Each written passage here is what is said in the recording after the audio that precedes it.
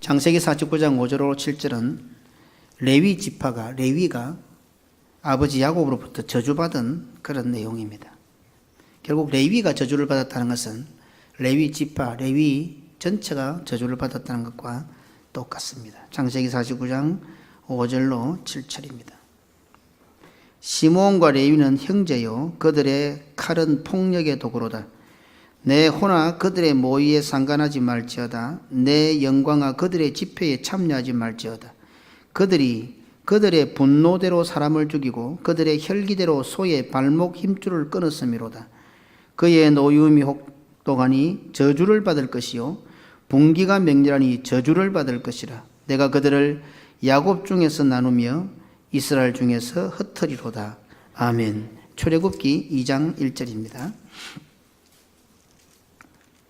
바로 그 레위 지파에 관계되는 말씀이 등장합니다. 출애굽기 2장 1절, 레위 가족 중 한 사람이 가서 레위 여자에게 장가들어. 아멘. 베드로전서 2장 9절입니다. 그러나 너희는 택하신 족속이요 왕 같은 제사장들이요 거룩한 나라요 그의 소유가 된 백성이니 이는 너희를 어두운 데서 불러내어 그의 기이한 빛에 들어가게 하신 이의 아름다운 덕을 선포하게 하리 하심이라. 아멘. 우리는 몇 시간에 걸쳐서 레위 가족 중 한 사람, 레위 여자, 아므람과 요게벳, 모세의 출생, 모세가 살아나는 과정들, 이런 것들을 쭉 살펴보았습니다. 그런데 이런 걸 살펴보면서 저에게는 한 가지 궁금함이 생겼습니다. 어떻게 해서 레위 지파가 제사장 지파가 되었을까 하는 것이 저에게 궁금함으로 다가왔습니다. 이런 질문에 대해서 일반적으로 하나님의 주권적인 선택이다 이렇게 대답하기가 쉽습니다. 오늘 찬양 예배부터 수요일까지 2차 선택자 세미나를 실시합니다. 우리 교회의 집사님들이 장로로 선택되고 또 장례집사로 선택되고 또 권사로 선택되었습니다. 선택받은 사람들은 전적인 하나님의 은혜로 하나님의 주권적인 역사하심으로 선택된 것이 맞습니다.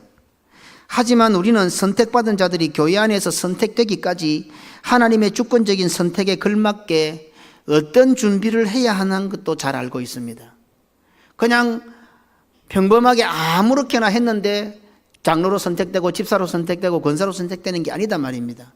많은 성도들 가운데, 많은 집사들 가운데, 또 많은 장집사들 가운데 적어도 교회 생활에 이 정도는 해야 장로로 선택이 되고 이 정도는 해야 집사로 선택이 되고 적어도 이 정도는 돼야 권사로 선택된다는 그런 최소한의 기준들이 우리 가운데 있는 것 우리가 잘 압니다. 왜 레위 지파가 제사장 지파가 되었을까 하는 질문은 목회 연구기간을 보내면서 저에게는 매우 획기적인 말씀을 보는 계기가 되었습니다. 하나님이 선택하신 것인데 거기에 어떤 다른 이유가 있을 수 있겠는가라고 생각할 수도 있습니다.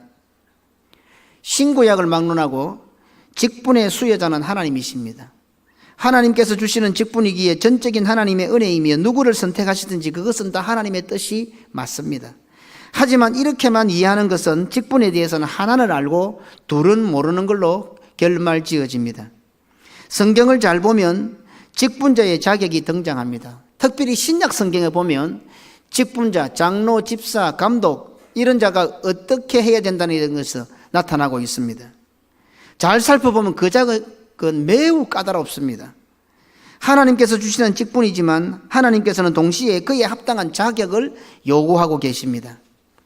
제사장들은 레위 지파에서 그리고 왕들은 유다 지파에서 나옵니다. 하지만 구약시대의 많은 직분적 봉사자들은 그것에 걸맞는 자격을 갖추었거나 혹은 그런 직분을 받을 수 있는 신앙적인 배경이 다 있습니다.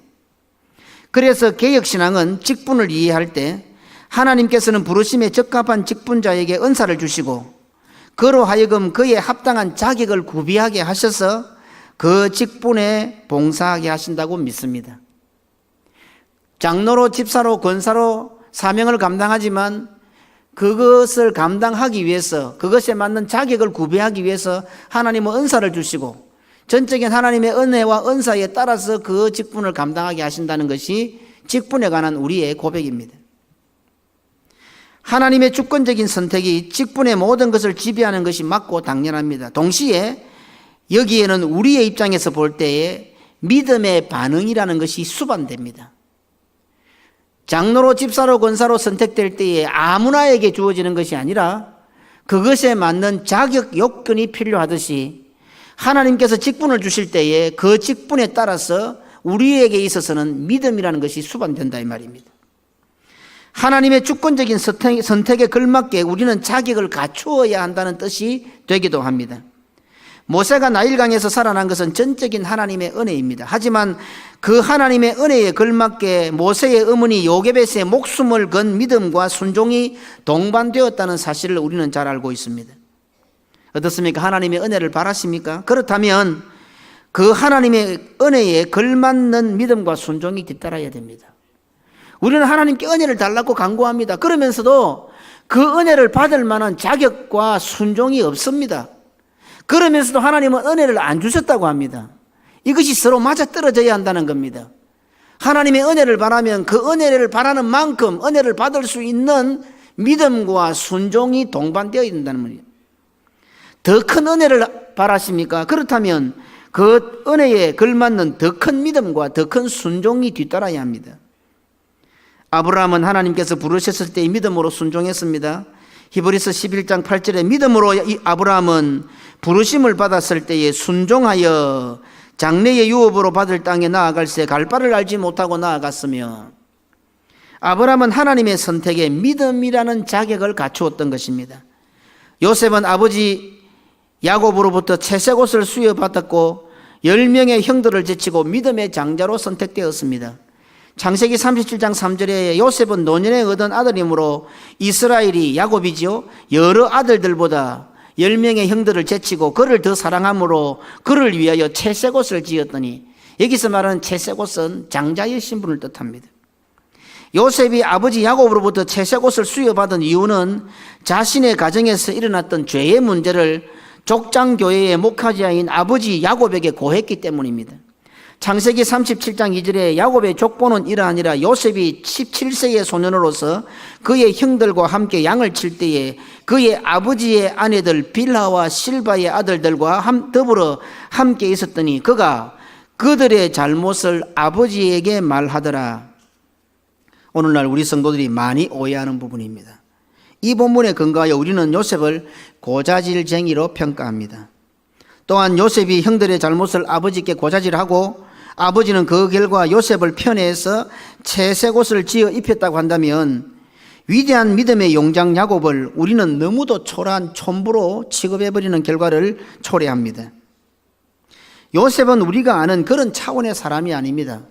이상하게 동일한 씨를 가지고 나왔지만은 좀 사람이 다른 것 같아요. 물론 엄마들이 4명이나 야곱의 아내들이 4명이니까 엄마들은 다 다릅니다. 그러나 야곱의 아들들이 아닙니까? 그런데 그것을 보면요, 사람 자체가 달라요. 그러니 여자의 역할이 얼마나 중요한가를 또 깨닫게 됩니다. 엄마가 자녀들을 어떻게 기르고 어떻게 양육하느냐에 따라서 자녀들의 미래가 달라지는 거예요. 요셉은 형들하고 사람 자체가 다른 것 같아요. DNA가 좀 다른 것 같아요. 형들은 요셉을 죽이려 했지만 요셉은 그 형들과 형들의 가족을 살리는 사람이었습니다. 창세기 50장 20절로 21절에 당신들은 나를 헤아려 하였으나 하나님은 그것을 선으로 바꾸사 오늘과 같이 많은 백성의 생명을 구원하게 하시려 하셨나니 당신들은 두려워하지 마소서. 내가 당신들과 당신들의 자녀를 기르리이다 하고 그들을 간곡한 말로 위로하였더라. 원수들 아닙니까? 억울하면 출세하라는 것이 우리말 아닙니까? 얼마든지 원수 갚을 수 있지 않습니까? 그런데 오늘 요셉은 어떻게 합니까? 자기를 죽이려 했던 형들과 그의 자녀들을 기르고 있습니다. 간곡한 말로 부탁을 합니다. 나중에는 그 형들을 위해서 울기까지 합니다. 좀 DNA가 다른 것 같아요. 사람 자체가 다른 것 같아. 이런 요셉, 이런 야곱을 우리가 함부로 평가해서는 안 됩니다. 삼손이 하나님의 위대한 사사로 부름을 받은 근간에는 하나님께서 정하여 주신 약속의 땅을 끝까지 떠나지 않았던 그 부모의 신실한 믿음이 동반되고 있음을 우리가 잘 알지 않습니까? 위대한 선지자 사무엘은 하나님의 은혜를 바라며 군대의 하나님을 찾으며 기도하던 바로 한나의 아들이었습니다. 유다 지파의 여러 가족, 여러 아들 중에서 왕으로 선택된 다윗은 중심을 보시는 여호와의 마음에 흡족한, 마음에 합한 자였습니다. 선지자 이사야 역시 타락한 시대에 살았으면서도 하나님을 경외하며 하나님의 부르심에 믿음으로 반응하였던 자였습니다. 이상의 예들만 들어 살펴보아도 우리는 하나님이 주권적인 은혜로 선택하셨다는 진술을 받아들입니다. 동시에 그들에게도 역시 그 직분으로 나아갈 만한 신앙적인 반응들이 있었다고 생각하는 것이 옳습니다. 이런 배경 속에서 레위 지파가 하나님의 주권적인 선택으로 제사장 지파가 되었지만 레위 지파가 제사장 지파가 되는 데 있어서 어떤 요건을 갖추었는지, 어떻게 해서 레위 지파가 제사장 지파가 되었는지를 살펴보는 것은 우리에게 매우 유익할 것입니다. 성경에서 레위 지파에 대해 언급되어 있는 사건은 크게 두 군데입니다. 출애굽기 32장 26절로 29절에 이에 모세가 진문에 서서 이르되 누구든지 여호와의 편에 있는 자는 내게로 나오라 하매 레위 자손이 다 모여 그에게로 가는지라. 모세가 그들에게 이르되 이스라엘의 하나님 여호와께서 이렇게 말씀하시기를 너희는 각각 허리에 칼을 차고 진 이문에서 저 문까지 왕래하며 각 사람이 그 형제를, 각 사람이 자기의 친구를, 각 사람이 자기의 이웃을 죽이라 하셨느니라. 레위 사람이 모세의 말대로 행하며 이날의 백성 중에 3,000명 가량이 죽임을 당하니라. 모세가 이르되 각 사람이 자기의 아들과 자기의 형제를 쳤으니 오늘 여호와께 헌신하게 되었느니라. 그가 오늘 너희에게 복을 내리시리라. 각 사람이 자기의 아들과 자기의 형제를 쳤으니, 금송아지 사건에서 레위 지파가 이스라엘 전체를 위하여 희생했다는 사실을 발견할 수 있게 하는 장면입니다. 하나님께서는 금송아지 사건으로 인하여 이스라엘 전체를 몰살시키려고 했습니다. 하나님 참 무섭습니다. 지난 시간에 살펴봤지만 수억, 수십억, 수백억, 수조가 되는 인구들도 노아 홍수로 한순간에 다 죽여버렸습니다. 금송아지 사건이 터졌습니다. 하나님께서는 이스라엘을 다 죽여버리려고 했습니다. 출애굽기 32장 10절에 그런즉 내가 하는 대로 두라. 모세에게 이제 말씀하십니다. 모세야, 니 가만히 있거라. 니는 내가 하는 대로 니 가만히 두라. 내가 그들에게 진노하여 그들을 진멸하고 이스라엘 백성 싹 다 진멸을 해버리고 모세 니를 들어서 다시 나라를 만들게. 지금 이렇게 말씀하고 있는 겁니다. 그런데 지금 레위 지파는 이스라엘의 범죄로 모두 죽임을 당할 상황에서 이스라엘을 대신하여 자기 가족을 죽이는 희생을 감당하고 있습니다. 지금 레위 지파는 레위 지파 자기 가족을 죽이고 있습니다.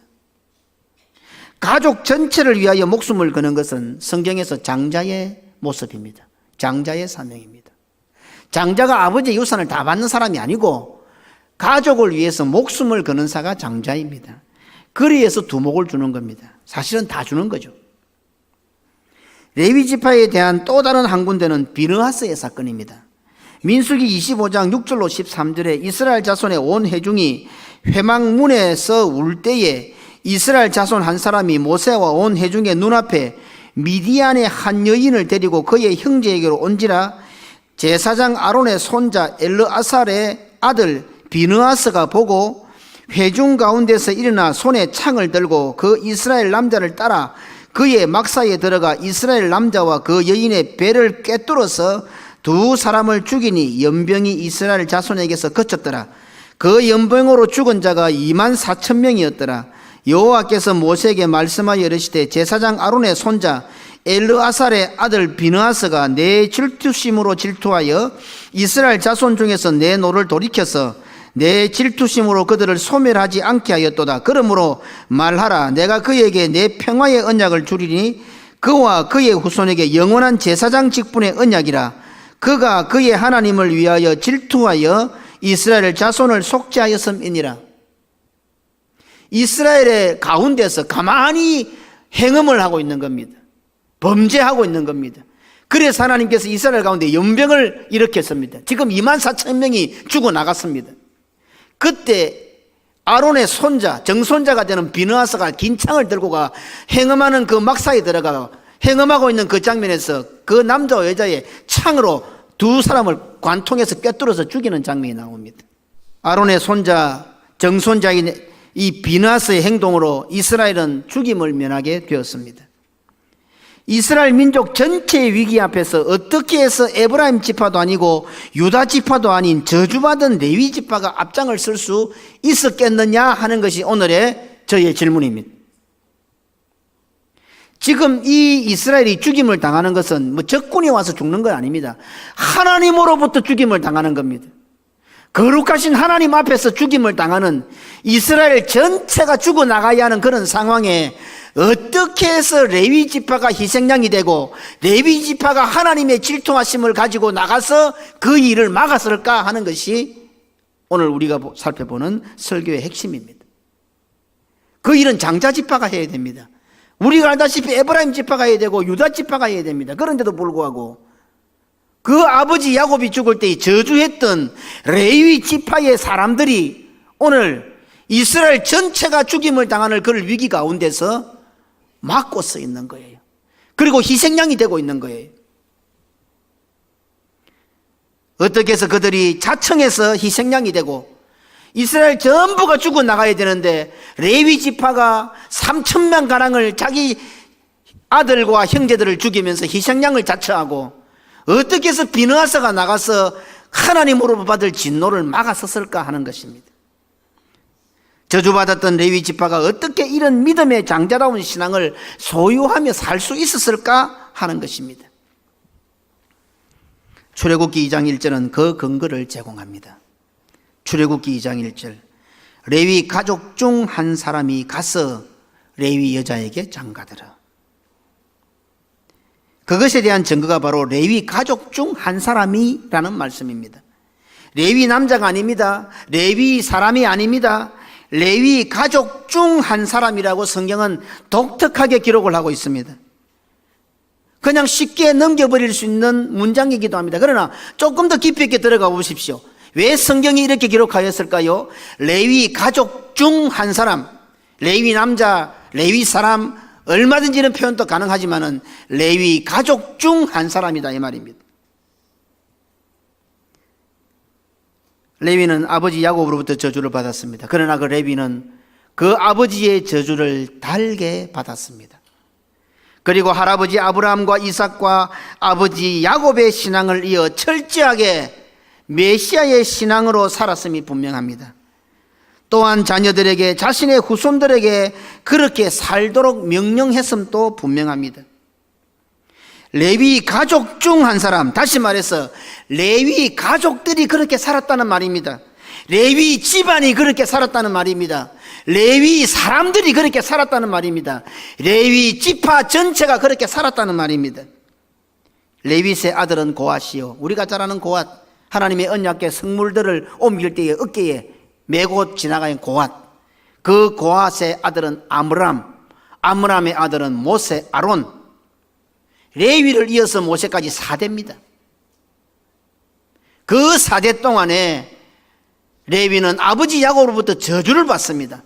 저주를 받았지만 그 저주를 달게 받고 오히려 그것을 장자 지파도 아니면서도 할아버지 아브라함과 이삭이 가졌던 신앙, 아버지 야곱이 가졌던 그 신앙을 이어서 그 저주를 축복으로 돌이키는, 자기도 그렇게 살았을 뿐 아니라 자기의 자녀들에게 너희들도 이렇게 살아야 된다고 명하고 유언했을 것이 분명하단 말입니다. 그렇게 해서 4대를 이어오면서 지금 레위 가족 중 한 사람, 레위 가족들이 그런 신앙을 영위하고 있었다는 겁니다.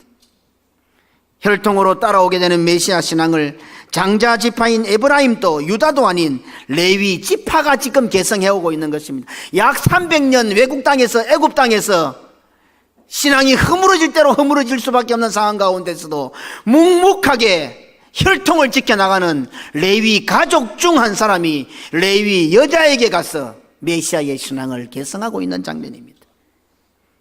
저주받은 지파, 레위 지파가 말입니다.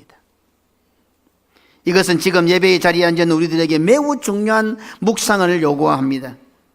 예배는 축복의 산 그림신산에 서는 시간이요, 예배는 저주의 산 에발산에 서는 시간입니다. 한 장면을 생각해 보십시오. 이스라엘의 12지파 중에 6지파는 그리심산에, 6지파는 에발산에 섭니다. 에발산에서는 축복이 선포되고 그리심산에서는 축복이 선포되고 에발산에는 저주가 선포됩니다.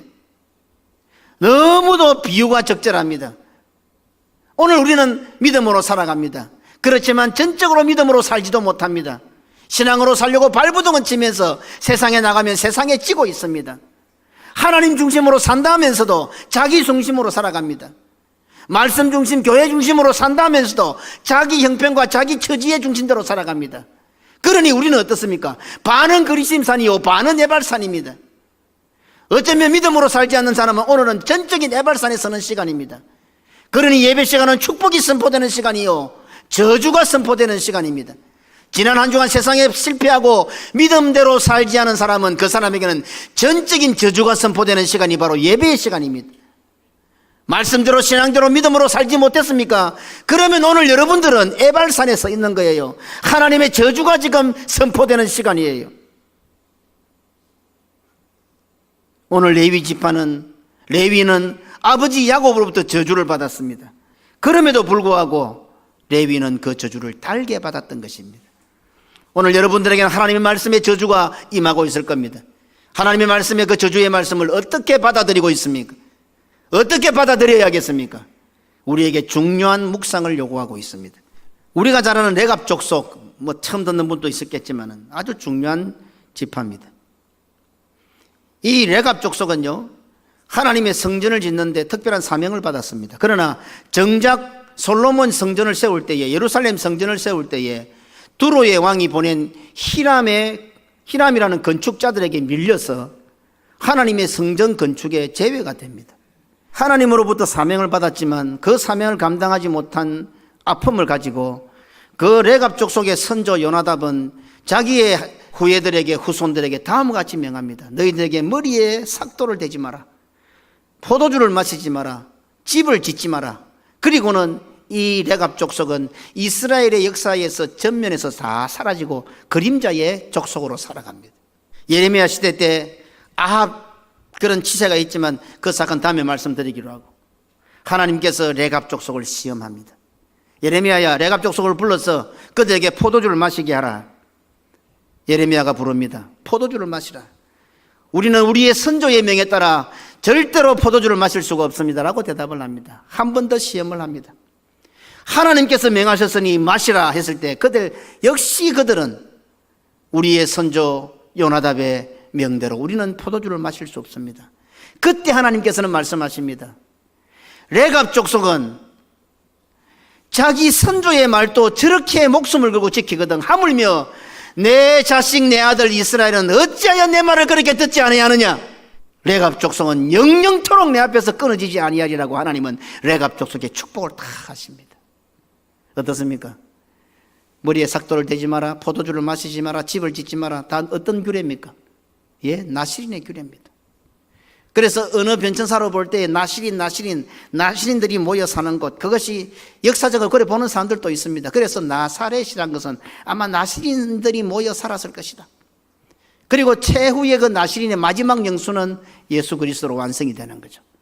마지막 행수는 예수님의 아버지 요셉이었고, 예수 그리스도께서 그것을 나시린을 완성하심으로 더 이상 나시린의 계보가 이어질 이유가 없는 거죠. 완성이 되어버렸기 때문에. 그렇게 보는 거예요. 그래서 하나님의 축복대로 레갑 족속은 하나님 앞에서 영영이 끊쳐지지 않는 예수 그리스도로 완성이 되는 거예요. 이 레갑 족속처럼 저주받은 레위는 아버지로부터 저주를 받았지만 얼마든지 불쾌하게, 얼마든지 기분 나쁘게 받아들일 수도 있었지만, 그러나 자기가 범한 죄로 인하여 받는 저주를 달게 받고 자신과 자신의 자녀들, 자신의 후손들에게 할아버지 아브라함과 할아버지 이삭과 아버지 야곱의 신앙을 이어서 장자의 신앙을 이어가도록 명했던 것입니다.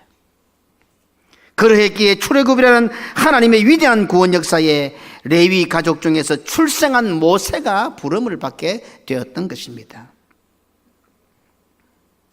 그러기에 출애굽기 2장 1절은 레위 지파가 제사장 지파가 되는 매우 중요한 근거를 제공하고 있습니다. 하나님께서는 우리 주 예수 그리스도의 몸된 부산개금교회를 세워주셨습니다. 우리 부산개금교회는 예수 그리스도를 나의 구주로 믿는 신앙으로 하나님께서 만들어주신 완전한 레위 가족입니다. 오늘 우리는 바로 그 레위 가족 중 한 사람으로 이 속에서 살아가고 있습니다. 오늘 우리는 레위 가족인 부산개금교회 가족이 되어 부산개금교회의 신앙과 믿음을 계승하며 지키고 살고 있습니다. 그렇다면 우리 역시 레위의 신앙을 뒤따라야 합니다. 예배 시간마다 나에게 주어지는 저주의 말씀을 달게 받아야 합니다. 기분 나쁘게 받으면 레위 가족 중에 한 사람이라는 이 위대한 하나님의 믿음의 계승이 결코 있을 수가 없습니다. 그러나 이 시간에 하나님의 저주의 말씀을 달게 받고 믿음으로 받고 내가 잘못된 것을 내어놓고 회개하고 할아버지 아브라함과 이삭의 신앙을 뒤따라서 아버지 야곱의 신앙을 뒤따라 살아가게 될 때에 이스라엘 전체의 심판을 가로막게 되고 이스라엘을 죽음에서 살려내는 위대한 구원 역사를 이루어가게 되고 그 레위 가족 중에서 출애굽이라는 하나님의 구원 역사를 이루어가는 모세를 출생하게 만든다는 사실입니다. 아버지 야곱의 유언을 인간적인 말로 받아 불쾌하게 생각하고 자신의 기분과 감정에 따라 행동했다면 과연 레위 가족들이, 레위 후손들이 그런 신앙의 삶을 살 수 있었겠습니까? 하나님께서 나에게 보내주신 모세를 알아볼 수 있는 영안과 믿음이 있었겠습니까? 오늘 특히 교회의 직분자들은 하나님께서 모세라는 직분을 나에게 보내주다는 사실을 알아볼 수 있는 믿음과 영안을 소유해야 됩니다. 지난 금요일 권찰을 하면서 그런 말씀을 드린 적이 있습니다. 하나님께서 나에게 모세를 주시는데도 모세인지 못 알아보는 거예요. 믿음이 없으니, 신앙이 없으니, 레위 가족의 신앙을 가지고 살아가지 못하니 하나님께서 모세를 보내주신데도 모세인 줄 모르는 거예요. 오늘 여기 앉은 우리들에게는 특별히 이번에 직분자 수련을 하는데, 세미나를 하는데 이미 먼저 된 분도 있겠지만은 이번에 장로로, 집사로, 권사로 선택한 분들 이 말씀을 꼭 기억하세요. 하나님께서 나에게 장로라는 모세를 보내주셨고 하나님께서 나에게 집사라는 모세를 보내주셨고 하나님께서 나에게 권사라는 모세를 보내주셨어요. 그런데 대부분의 장로들이고 집사들, 권사들은 그 보내주신 하나님께서 보내신 모세를 못 알아보는 거야. 너무도 쉽게 생각하는 거야. 기분 나쁘다고 전부 다 나일강에 다 빠뜨려 죽어버려. 오늘 한국교회가 그 모양 그 꼴이에요. 오늘 특별히 집사님들, 장로로, 집사로, 권사로 선택된 분들 잘 기억하세요. 하나님께서 나에게 장로라는 모세를 보내주시고 하나님께서 나에게 집사라는 모세를 보내주시고 하나님께서 나에게 권사라는 모세를 보내주신 거예요. 그것을 알아볼 수 있는 믿음이 있어야 되고 그것을 알아볼 수 있는 영안이 있어야 돼요. 그렇다면 그렇게 보내주신 그 모세를 위하여 목숨을 거십시오. 기분 좋아서 하고 기분 나빠서 안 하고 그게 아니란 말입니다. 아들 모세를 살리기 위하여 갈대상자를 만든 것처럼 그 갈대상자를 만들고 석 달 동안 숨기면서 피눈물 나는 뼈 깎는 기도를 하고 수많은 사전답사를 하고 어떻게 할지 하나님 앞에 물어보았던 것처럼 하나님께서 보내주신 그 모세를 지키기 위하여 하나님께서 나에게 주신 그 직분을 지키기 위하여 목숨을 걸으란 말입니다. 목숨을. 집안의 신앙이나 가풍을 따라 고모에게 장가들으라는 말도 되지 않는 요구에 순종해야 합니다. 생각해 보십시오. 이 레위 가족 중 한 사람은 지금 고모에게 가서 장가를 들고 있습니다. 집안 가풍이 그런 거예요. 집안에 내려오는 전통이 그랬던 거예요. 목숨을 걸고 아들을 지키고 사명을 감당한다 해도 가능성이라고는 거의 없어 보이지만 그래도 그 신앙의 가풍을 따라 전통을 따라 순종하고 있는 거예요. 성도가 교회에서 우리가 부산개금교회 성도가 되었잖아요. 여러분들은 저 다른 교회 성도들이 아니잖아요. 그러면 부산개금교회에 세계를 교구로 선교하는 부산개금교회에 신앙의 가풍이 있단 말입니다. 그럼 가풍을 지키며 살아야 되는 거예요. 그게 믿음이에요. 하나님께서는 바로 그와 같은 우리의 순종을 통해서 하나님의 위대한 출애굽의 역사를, 구원의 역사를 시작하신다는 사실입니다. 오늘 우리가 부산개금교회 가족이 되었습니다. 부산개금교회 하나님 주신 신앙의 가풍과 신앙의 전통들이 있습니다. 세계를 교구로 해서 선교하는 하나님의 주신 사명과 가풍이 있습니다. 하나님 주신 성경 주신 교회 중심으로 살아가는 교회의 가풍이 있습니다. 어떤 일이 있어도 세상과 타협하지 않고 말씀대로 살아가 보려고 하는 그런 발부둥 치는 교회의 가풍, 신앙의 가풍이 있습니다. 그 속에 우리는 가족으로 살아가고 있습니다. 레위 가족 중 한 사람이 부산개검교회 가족 중 한 사람, 여기에 앉아있는 우리들은 그냥 어떤 물건을 파는데 떨이미에 끼워주는 사람들이나 하나님 앞에서 각자 한 사람 한 사람 성령의 불이 우리 머리 위에 하나씩 임하있는 하나님의 역사를 이뤄가는 각각 한 사람의 위대한 존재들이라는 사실을 잊어서는 안 된단 말입니다. 그러하기에 우리는 이 가풍을 따라 신앙의 전통을 따라 살아갈 때에 그냥 우리는 자연스러운 일상적인 삶을 살아가는 것 같지만, 그래서 결혼하는 것 같지만, 그러나 그 일을 통하여 하나님께서는 우리 속에 나의 삶 가운데 모세를 하나님께서는 보내주시고 모세를 잉태하고 계신다는 사실입니다. 이와 같이 순종하며 신앙을 지켜가는 우리 부산개검교회를 통해 세계를 교구로 복음의 역사를, 구원의 역사를, 출애굽의 역사를 하나님께서는 친히 이루어 가시는 것입니다. 동시에 예수 그리스도의 신부로서 완전한 레위 가족인 우리 부산개검교회의 신앙 가풍에 순종하며 사는 우리 성도들을 이제는 이 시대에 왕같은 제사장 지파로, 왕같은 레위 지파로 세워주실 것입니다. 그렇게 될 때에 우리 부산개검교회를 통하여 여기 있는 레위 지파의 레위 가족 중 한 사람인 나를 통하여 부산개검교회 완성된 레위 가족의 사람들 중에 하나인 나를 통하여 이 애국과 같은 어둠의 시대에 왕같은 모세를 하나님께서는 계속하여 잉태하게 해 주실 것입니다.